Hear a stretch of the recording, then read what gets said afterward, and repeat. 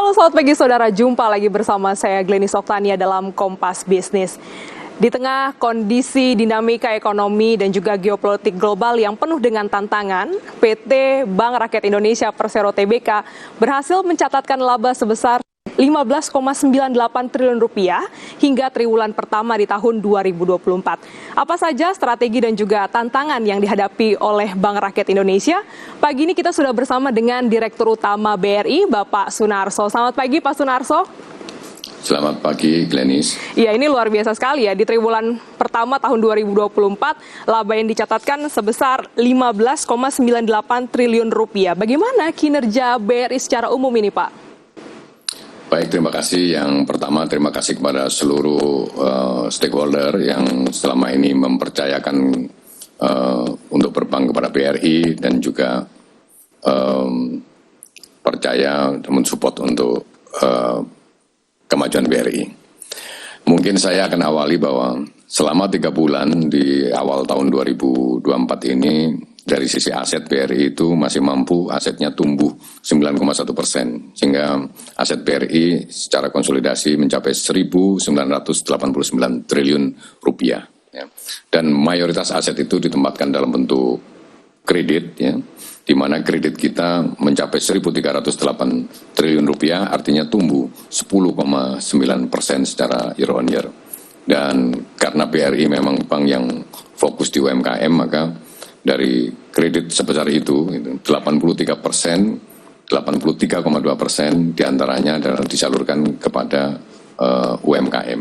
Jadi porsi kredit kepada UMKM BRI mencapai 83,2% dari total kredit 1.308 triliun itu. Dan kemudian demikian juga kemampuan BRI untuk menghimpun dana pihak ketiga atau dana masyarakat juga terus tumbuh, di mana mencapai pertumbuhan 12,8%, sehingga total dana masyarakat yang dihimpun BRI mencapai 1.416 triliun rupiah. Ya. Dan bersyukur juga bahwa dari mayoritas dana itu berupa dana murah yang kita sering sebut dengan current account, saving account mencapai 61,6%. Sehingga dari sisi likuiditas BRI sangat-sangat memadai, karena LDR kita, loan to deposit ratio kita hanya di level 83,3%. Padahal kalau saya mau optimal sebenarnya saya harus menyalurkan kredit lagi supaya LDR-nya itu berada di kisaran 90-92%. Nah sekarang kita LDR-nya 83,3%, artinya likuiditas BRI sangat baik untuk mendukung kemampuannya untuk tumbuh, terutama menyalurkan kredit. Ditambah lagi untuk menyalurkan kredit kan butuh modal yang diukur dengan capital adequacy ratio, di mana CAR kita itu 23,9%, jauh di atas CAR minimum untuk bank dikatakan sehat dan aman. Itu CAR-nya mungkin sudah mengcover segala risiko itu, termasuk countercyclical risk itu sebenarnya dibutuhkan 17,5, tapi kita memiliki kecukupan modal itu 23,9%, lebih dari cukup. Dan kemudian kita juga kelola aset-aset kita dengan risk management yang baik, maka non-performing loan NPL kita berada di angka 3,11%. Ini memang ada naik 0,3% secara tahunan. Tapi perlu diketahui bahwa kalau kita banyak menyalurkan kredit kepada UMKM yang kecil-kecil tapi banyak gitu, kita bisa kelola NPL di level 3%, saya kira ini masih sehat gitu.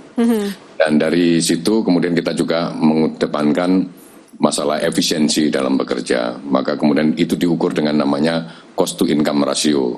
Ya, cost to income ratio kita jauh membaik, jauh lebih efisien, karena angkanya turun dari sebelumnya 41% menjadi 37,43% saja. Sehingga dengan demikian memang efisiensinya sangat membaik gitu, dan kemudian menghasilkan return on equity juga 20,56%. Dan singkat cerita, dari semuanya pengelolaan balance sheet yang sehat itu dengan risk management yang memadai, maka menghasilkan profitabilitas dalam bentuk laba. Selama 3 bulan BRI menghasilkan laba 15,98 triliun rupiah atau tumbuh positif 2,7%. Demikian. Ya, tumbuh positif. Tadi juga Bapak menyinggung soal UMKM ya Pak. Dan ini sebenarnya bagaimana kondisi UMKM di Indonesia yang kita tahu juga merupakan tulang punggung ekonomi di Indonesia? Baik, ya. Jadi bicara tentang UMKM yang merupakan tulang punggung perekonomian Indonesia karena kontribusinya cukup besar terhadap perekonomian Indonesia, terutama dalam hal penyerapan tenaga kerja, juga kontribusinya terhadap GDP ya itu. Tapi kemudian membahas itu semua pasti nggak berdiri sendiri karena kita berada di lingkungan domestik maupun lingkungan global. Maka mungkin kita mesti bicara tentang bahwa ada namanya risiko geopolitik yang diukur dengan namanya geopolitical risk index ya. Dan itu ternyata naik gitu menjadi 100,3 poin ya. Artinya apa? Bahwa ada risiko geopolitik, ada risiko global yang meningkat gitu. Dan kemudian bahkan dari risiko global itu diprediksikan bahwa rata-rata pertumbuhan ekonomi global akan mengalami penurunan di 0,34% penurunnya, termasuk di Amerika dan di China. Kemudian yang lain yang berpengaruh terhadap Indonesia, kita juga punya angka ya, bahwa elastisitas pertumbuhan ekonomi Indonesia itu ternyata kuat sekali dipengaruhi oleh ekonomi China dan Amerika. Sehingga hal-hal yang terjadi di China dan Amerika pasti akan berdampak terhadap kita. Terutama apa? Dalam hal pertumbuhan ekonomi, kenaikan inflasi, pelemahan nilai tukar rupiah terhadap US dollar. Dan itu yang sekarang kita rasakan. Ya, signifikan pengaruhnya. Dan akibatnya apa? Daya beli masyarakat juga cenderung mengalami pelemahan gitu. Dan itu akan berdampak terhadap kemampuan tingkat konsumsi rumah tangga. Padahal dua hal ini, satu purchasing power, daya beli masyarakat, yang kedua tingkat konsumsi rumah tangga, ini sebenarnya berpengaruh signifikan ya terhadap loan demand, permintaan kredit di UMKM. Maka kemudian kita juga ukur, ada namanya indeks kepercayaan konsumen, yaitu menurun ya. Dan kemudian ada kita lihat ya, ada kontraksi penjualan mobil dan sepeda motor. Itu juga ternyata di Maret 2024 ini sales mobil itu turun 26,2%. Kemudian penjualan motor juga turun 7,8%. Dan kemudian kita juga ukur dengan perlambatan M2 ya dan tabungan, itu adalah uang beredar di masyarakat, itu signifikan menurun pada kuartal pertama 2024 ini. Inilah yang berakibat pada melemahnya UMKM. Dan kemudian kita ukur dengan indeks bisnis UMKM.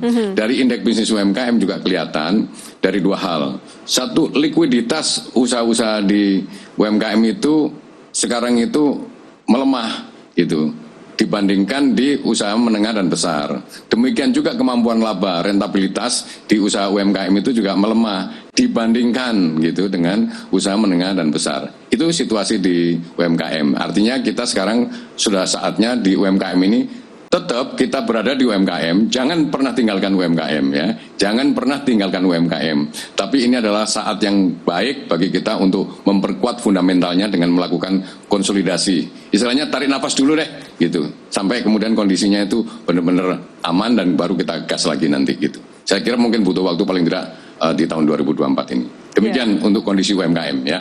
Ya, masih butuh waktu untuk UMKM ini menarik nafas sejenak untuk kembali lagi mencatatkan rekornya. Nah, Pak, bagaimana dengan Bank BRI, BRI ya, strategi BRI untuk menghadapi ketidakpastian global dan juga terutama ekonomi yang saat ini juga menjadi sorotan?